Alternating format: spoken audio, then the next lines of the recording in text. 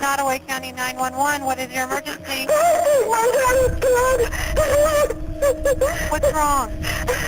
She's saying everything is blood. She held the baby close like any proud new mother, but it wasn't hers. On January 13, 2021, Lisa Montgomery was executed by lethal injection in Terre Haute, Indiana, the first woman in nearly 70 years to face the federal death penalty. Her crime? Unthinkable. We'll look at her eyes here to see how bright and how big her smile is. It was December 16, 2004, when the quiet farming town of Skidmore, Missouri, was shattered by an act so grotesque it left seasoned FBI agents struggling for words. Bobby Jo Stinnett was 23, a dog breeder expecting her first child, and deeply involved in a small but close-knit online rat terrier community. It was through this virtual world that she connected with someone using the name Darlene Fisher. They shared emails, planned a visit, and arranged for the supposed adoption of a puppy. But the woman behind the screen wasn't a pet lover. She was Lisa Montgomery. Montgomery arrived at the Stinnett home just after noon. She was calm, dressed for winter, and carrying a rope and a kitchen knife in her purse. What happened inside that house is difficult to comprehend. After gaining Bobby Jo's trust and being invited in, Montgomery attacked. She wrapped a pink neon rope around Bobby Jo's neck, strangling her until she lost consciousness. But Bobby Jo didn't die immediately. She fought back, scratched, kicked, pleaded. Lisa then retrieved the knife and, in one of the most disturbing acts of violence imaginable, cut into the still living woman's abdomen, performing a crude cesarean section on the living room floor. Worst things I'd seen done to a human, maybe. Marks on the face, where the face had been hit. You see ligature marks left on the neck, and then of course the huge gaping wound in the abdomen. The baby girl was removed, wrapped in a blanket, and taken.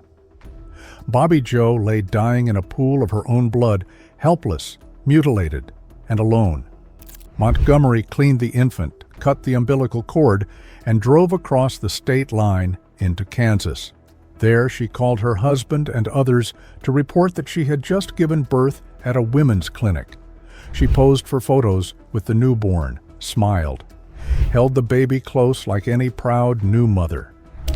Lisa told me that she cut the cord, held it between her fingers, put the baby inside her coat, and went out the door and got in her vehicle and drove off. But the timeline didn't match. Investigators were quick to piece together the digital evidence. IP addresses, email logs, and forum threads led directly to Montgomery's home in Melbourne, Kansas. The following day, January 17th, FBI agents knocked on her door. Inside, they found Lisa cradling the baby girl, alive, healthy, and unaware of the nightmare that had brought her into the world. Lisa surrendered peacefully, reportedly saying only, "Here she is." The trial was harrowing. Prosecutors argued that the crime was calculated, premeditated, and monstrous. The motive? To fake a pregnancy in order to win back custody of her children and keep her husband from leaving her. They told the court that Montgomery had pretended to be pregnant for months, going so far as to wear padding under her clothes, and needed a real baby to complete the illusion. But her defense attorneys painted a different picture, one that shocked even courtroom veterans. Lisa's childhood had been a waking nightmare. She was repeatedly raped by her stepfather beginning at age 11, sometimes multiple times a week. Her mother, upon learning of the abuse, threatened her with a gun and accused her of lying. Later, Lisa was trafficked by her mother to adult men in exchange for plumbing work or rent. She developed complex PTSD, bipolar disorder, and brain damage due to fetal alcohol syndrome. One doctor described her as one of the most profoundly mentally ill persons he had ever evaluated, but the jury didn't waver. In 2007, Montgomery was found guilty of federal kidnapping, resulting in death, and sentenced to death. Montgomery is the first woman executed in the U.S. federal prison system in almost 70 years. Her lawyers argued that due to a debilitating mental illness brought on by years of physical and sexual abuse, she couldn't comprehend why she was to be executed. For nearly 14 years, her case wound through the court system. Multiple appeals were filed and denied. Mental health experts and human rights organizations, including the United Nations, urged clemency. They argued that Lisa's illness made her incapable of fully understanding her actions or the punishment she faced. Still, in the final weeks of the Trump administration, her execution date was set, January 12, 2021. Inside Terre Haute, Lisa Montgomery awoke in her isolated death watch cell. The temperature outside hovered near freezing.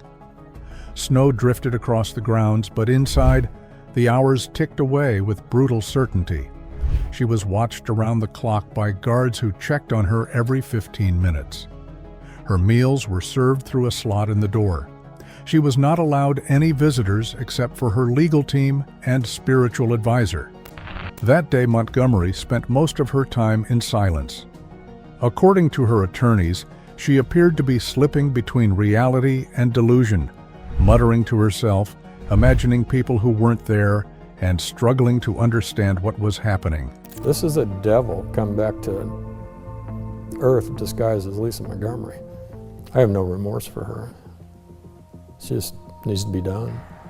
She didn't request a special last meal. Instead, she was given the standard prison fare: chicken with gravy, corn, mashed potatoes, and a soda.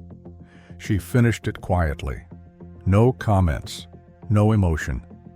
Later that evening, she made a brief phone call to her sister. The two spoke for less than 10 minutes. Lisa told her to take care of the girls, referring to her children, and said she loved them. Her voice was low. She didn't cry. At 1:31 a.m., January 13th, Montgomery was led from her cell to the execution chamber. She wore a beige pantsuit and had her hair combed down neatly, parted at the center. Her ankles were shackled, her wrists bound. Inside the sterile room, she was strapped onto a padded gurney, arms outstretched, secured by thick leather restraints. The fourth lines were inserted slowly, deliberately. The air was tense. A glass window separated the execution room from the witness gallery. Behind the glass stood reporters, federal officials, and a spiritual advisor. When asked if she had any last words, Lisa responded simply and quietly, "No." Well, I do not think that someone in that state of mind should be held responsible for their acts. The execution began at 1:34 a.m. Pentobarbital surged through her veins. Her chest rose quickly at first, then slowed. Her lips began to turn blue. Her fingers twitched. She gasped slightly and then went still. By 1:45 a.m., Lisa Montgomery was declared dead. There were no cheers outside, no celebrations, no firecrackers like in Bundy's execution, just cold air and silence. A handful of protesters stood by candlelight near the prison's front gate. Some held signs reading, "Justice for Bobby Joe." Others held placards that said, "Stop executing the mentally ill." The country remained bitterly divided. Lisa's abuse was as extreme as I've ever seen. To many, Lisa Montgomery was a monster, a woman who had committed an act so grotesque it defied understanding. To others, she was a victim herself, failed repeatedly by a system that never intervened, not as a child, not as a mother, and not in her final hours. Victoria Joe, the baby who survived, is now a teenager, raised by her father, and shielded from the media spotlight. Her mother's final moments were stolen, but her life was saved. Did Lisa Montgomery deserve to die? Was her execution justice or a failure of mercy? Let us know your thoughts in the comments below.